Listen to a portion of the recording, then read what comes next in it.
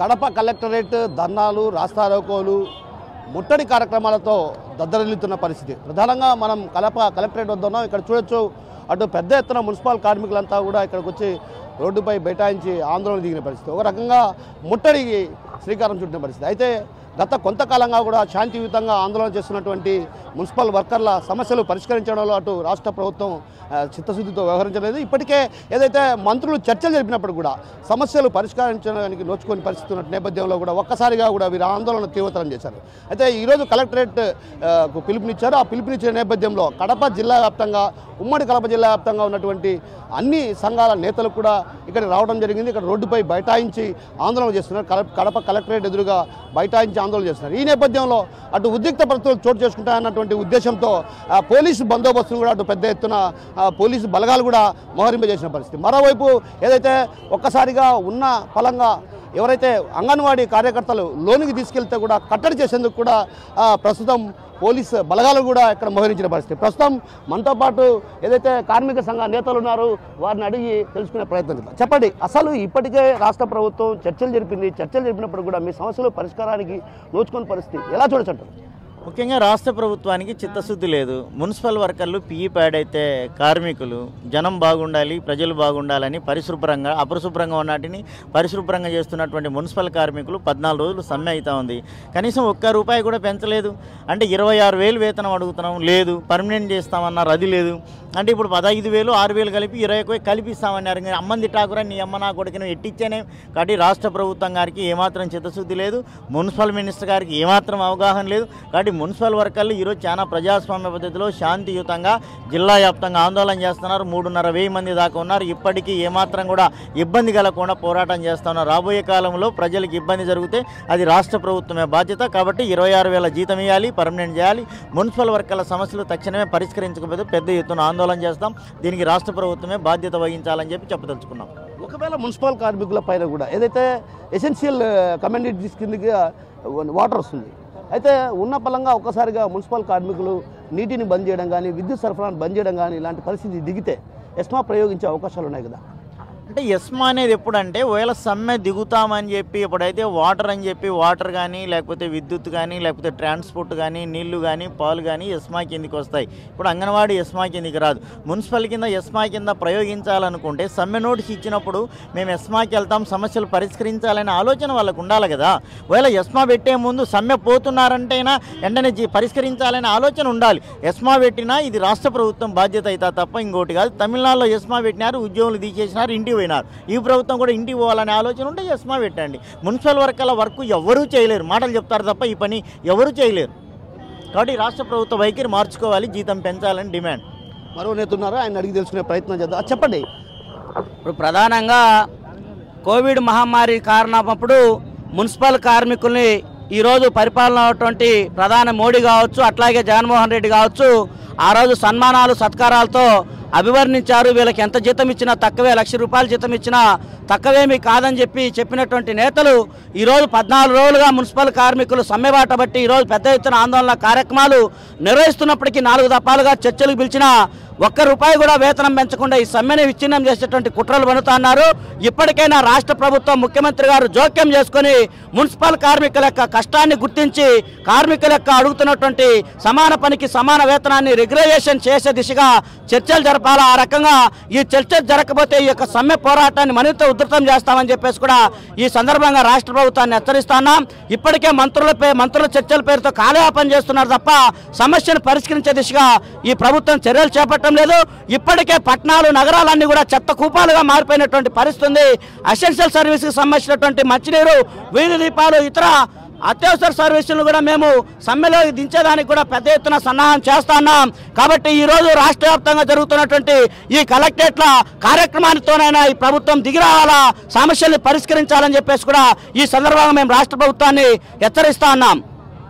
వికలాంగులకు సంబంధించి ఏదైతే సమస్యల పరిష్కారం కోసం వికలాంగులు కూడా ఆందోళన బాటపడుతుంది. ఈ నేపథ్యంలో వికలాంగుల సంబంధించినటువంటి నేతలు కూడా ఉన్నారు, వారిని అడిగి తెలుసుకుంటారు. చెప్పండి, అసలు మీ సమస్యలు ఏంటి? ఇప్పుడు ధరలు చూస్తే ఆకాశానికి అంటే విధంగా ఏది చూసినా కూడా ఉప్పు పప్పు అన్నీ మొత్తము ఆకాశానికి అంటే విధంగా ఇది చేశారు. కానీ అవ్వాతాతలకు దశల వారీగా పింఛను పెంచడం జరిగింది, సంతోషిస్తున్నాం మేము కూడా. కానీ వికలాంగుల మీద ఇంతవరకు కూడా ఈ సీఎంను కలవడానికి కూడా ఒక వికలాంగుడు కూడా ఇంతవరకు కలిసిన పాపన పోలేదు. మా సమస్యల మీద ఒక లెటర్ ఇద్దామనుకున్నా కూడా ఇంతవరకు సీఎం మరి వికలాంగుని అంటే చాలా చిన్న చూపు చూస్తూ ఉన్నారు. పింఛన్ అయితే 3000 తప్పక గత ప్రభుత్వం చేసిన 3000 తప్పక ఇంతవరకు ₹1 పెంచలేదు. వికలాంగులకు కూడా తెలంగాణలో ఏ విధంగా 6000 పింఛన్ పెంచారు, ఇక్కడ కూడా 6000 పింఛన్ పెంచాలనేది మేము విజ్ఞప్తి చేస్తున్నాం. అలాగే మేము దాదాపుగా 20 లక్షల మంది వికలాంగులు ఉన్నాం. ఈ 20 లక్షల మంది వికలాంగులు ఉన్నప్పుడు మాకు కూడా మీకు రిజర్వేషన్ ప్రకారమే మాకు కూడా ఎమ్మెల్యేలు రాజకీయ రిజర్వేషన్లో కూడా మా అవకాశాన్ని కూడా రాజకీయ రిజర్వేషన్ కల్పించాలనేది మేము డిమాండ్ చేస్తున్నాం. ఎందుకంటే మా సమస్య ఎవరు కూడా ఒక ఎమ్మెల్యే అంటే ఒక ఎమ్మెల్యే కానీ ఎంపీ కానీ ఎవరు కూడా మా సమస్యల మీద అక్కడ మాట్లాడిన పాపన పోలేదు. అందుకోసం మా వాళ్ళు కూడా వికలాంగులు కూడా రాజకీయ రిజర్వేషన్లో వికలాంగులు మేము ఎమ్మెల్యేగా ఉంటే మా సమస్యలు మేము మాట్లాడడానికి అవకాశం ఉంటుందని మేము డిమాండ్ చేస్తున్నాం. లేని ఎడల రేపు జరగబోయే ఎలక్షన్లో కూడా మా సత్తా ఏందో చూపిస్తామని హెచ్చరిస్తూ ఉన్నాం. ఒకవైపు అవ్వాతాతలకు పెన్షన్ పంపిణీ చేస్తున్నప్పటికీ కూడా ఏదైతే పెంచి పంపిణీ చేస్తున్నారు, అయితే వికలాంగుల సమస్యలు మాత్రం పరిష్కారానికి నోచుకొని పరిస్థితున్నటువంటి నేపథ్యంలో ఆందోళన పట్టాల్సినటువంటి పరిస్థితి వచ్చిందన్నటువంటి విషయాన్ని చెప్తున్నారు. మరోవైపు కార్మిక సంఘ నేత ఉన్నారు, ఆయన కూడా తెలుసుకునే ప్రయత్నం చేద్దాం. అసలు చెప్పండి, మున్సిపల్ కార్మికులు ఒక రకంగా శాంతియుతంగా ఆందోళన చేస్తుంటే ఇటీవల కాలంలో మనం చూసాం కడప నగరంలో కూడా అటు ఉద్యమాన్ని అణచివేసే దిశగా కూడా అటు పోలీసులు ప్రయత్నాలు సాగించారు. ఎలా చూడొచ్చంటారు? ఈరోజు మున్సిపల్ కార్మికులు రాష్ట్ర వ్యాప్తంగా జిల్లాల వారీగా ఆందోళన చేస్తున్నారు 14 రోజుల నుంచి. అయితే చర్చలకు పిలిపించి కార్మికుల సమస్యలు పరిష్కరించకపోగా ఇవి చేస్తాం అవి చేస్తాం, సమ్మె విరమించండి, 3 నెలలు 2 నెలలు టైం ఇండని కాలయాపన చేయడం తప్ప నిజమైన హామీలు ఇచ్చే పరిస్థితి లేదు. జగన్మోహన్ రెడ్డి గారు ప్రతిపక్ష నేతగా ఉండేటప్పుడు సమాన పనికి సమాన వేతనం ఇస్తామన్నాడు. అవుట్ సోర్సింగ్ ఏంది, కాంట్రాక్ట్ ఏంది అని చెప్పాడు. పని ఒకటే ఉన్నప్పుడు తేడాలు ఏంటి అని చెప్పాడు. మా ప్రభుత్వం అధికారంలోకి వస్తే పర్మనెంట్ చేస్తాం, సమాన పనికి సమాన వేతనం ఇస్తామని చెప్పాడు. ఇప్పటికి 4.5 సంవత్సరాలు కాలయాపన చేశాం, ఎన్నో ఆందోళన పోరాటాలు చేశాం. గత్యంతరం లేని పరిస్థితుల్లో సమ్మెకు పోతున్నాం. ఇప్పుడు సమ్మె చేయొద్దు చెప్పదని మాట్లాడితే కలెక్టర్ ఆఫీసుల కాడికి ముట్టడికి వస్తే అరెస్టు చేస్తారు, కేసులు పెడతారు. చర్చల్లో సానుకూలంగా రమ్మంటే ఆ సజ్జల రామకృష్ణారెడ్డిని కూర్చోబెడతాడు, ప్రభుత్వ సలహాదారుడు అంట. ఆ మున్సిపల్ శాఖ మంత్రి బొత్స సత్యనారాయణ మాట్లాడతాడు, ఏమి అర్థం కాని పరిస్థితి. ఆయన పురపాలక శాఖ మంత్రి ఆదిమూలపు సురేష్ ఉంటే ఏమి నిమ్మకు నీరెక్కినట్టు కూర్చుంటాడు. మాట్లాడే వ్యక్తులు ఆ ప్రభుత్వ సంస్థలో ఉండే వాళ్ళు మాట్లాడరు. సలహాదారులను కూర్చోబెట్టి చర్చల్లో విఫలం చేయడం తప్ప మరొకటి లేదు. ఇప్పటికైనా ప్రభుత్వం స్పందించి ఈ న్యాయమైనటువంటి డిమాండ్లు 21 వేతనం అన్నారు, ఇంకొక 24,000 మా రాష్ట్ర నాయకులు అడిగారు. దానికి అనుకూలంగా వస్తే తప్ప సమ్మె విరమించేది లేదు. ఈరోజు ఎస్మా అంటారు, రేపు ఇంకొకటి అంటారు, ప్రభుత్వం వచ్చే ఉద్యోగాలు తీసేస్తామన్నారు. ఏమి తీసేసినా కూడా కార్మికులను రోడ్డు పాలు చేసిన బాధ్యత అవంచన సంఘటనలు జరిగినా కూడా ప్రభుత్వమే బాధ్యత వహించాలి. AP municipal workers employees federation CIT అనుబంధం తరపున సమ్మె చేయడం జరుగుతుంది సార్. సమ్మె ఈ రోజుకు 14 రోజులు జరుగుతుంది సమ్మె. ప్రతిసారి ఇప్పటికి 3 సార్లు చర్చలు అని కార్మికులు కడుపు కొట్టడమే తప్ప ఈ సజ్జల గారు సలహాదారుడు సలహాలే ఇవ్వాలి కానీ ఈ సమ్మెను ఇప్పుడు చేసే చర్చలను విఫలం చేయడానికే ఉద్దేశిస్తున్నాడు కానీ చర్చలను సానుకూలంగా ఆ కార్మికుల సమస్యలు ఏంటి, వాళ్ళ పరిస్థితి ఏంటి అనేది ఆయన పట్టించుకోకుండా డైవర్ట్ చేయడం జరుగుతుంది సార్. అది కరెక్ట్ కాదు. మీరు సీఎం గారికి సలహాదారులేమో, సీఎం గారికి సలహాదారుగానే ఉండండి.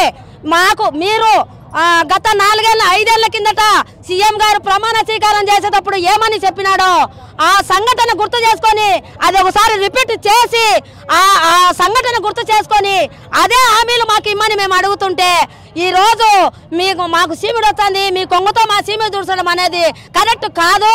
అది నేరం అనేది మేము చెప్పదలుచుకున్నాం. కార్మికులు వచ్చానా మీరు కరెక్ట్గా మా సమస్యలను పరిష్కరించి ఎప్పటికైనా రేపు కానీ మన్నాడు కానీ మా చర్చలను మాకు సానుకూలంగా తెచ్చి మా సమస్యలను తీరుస్తారని మేము ఆశిస్తూ ఈ రోజు కలెక్టర్ ఆఫీసు ముట్టండి సార్.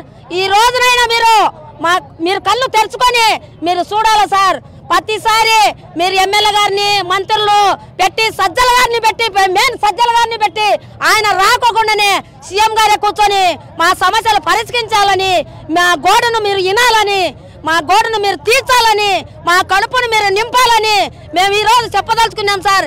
గట్టిగా మీరు ఖచ్చితంగా రేపు కానీ ఈ రోజు కానీ మీరు కూర్చొని మా చర్చలలో కరెక్ట్గా మా సమస్యలను తీర్చండి సార్.